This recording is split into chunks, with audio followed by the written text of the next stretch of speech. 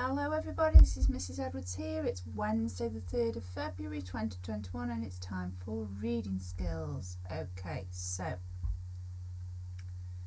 our text this week is The Swan's Gift, as I'm sure you can remember, and so I'm going to pick the story up at the point where I need to help you with our questions today, and we will start by just recapping the end of page 1.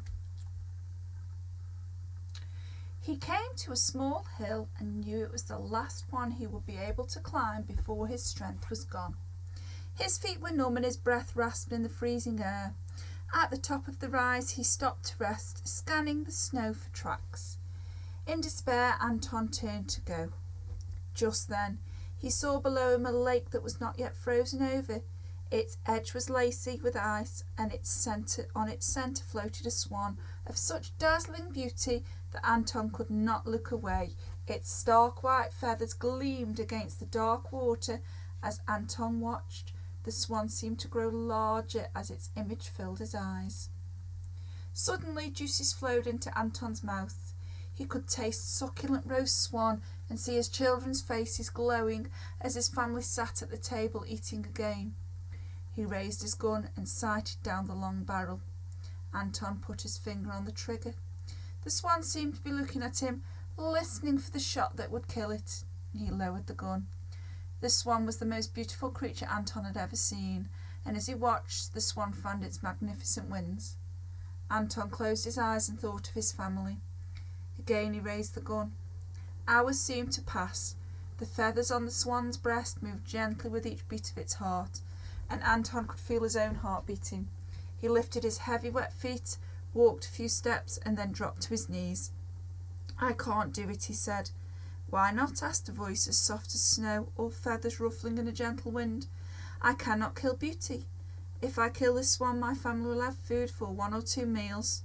And then what? We will be hungry again, and it will have been for nothing."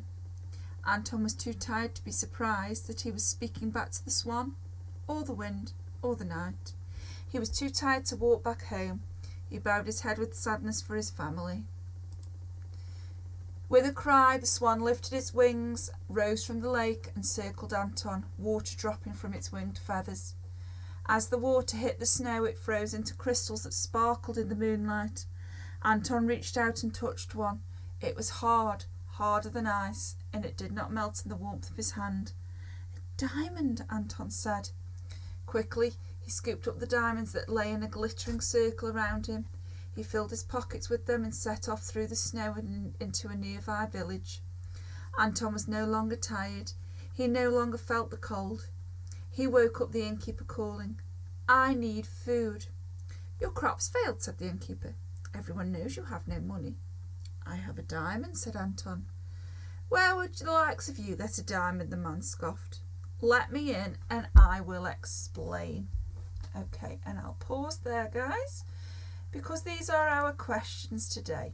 So question number 5, the 5th question about our text today, is a vocabulary question, and you've got to find these words within the text, and you've got to draw a line between them to show which one means what. And they've done rasped for you, because to rasp is to make a rough noise.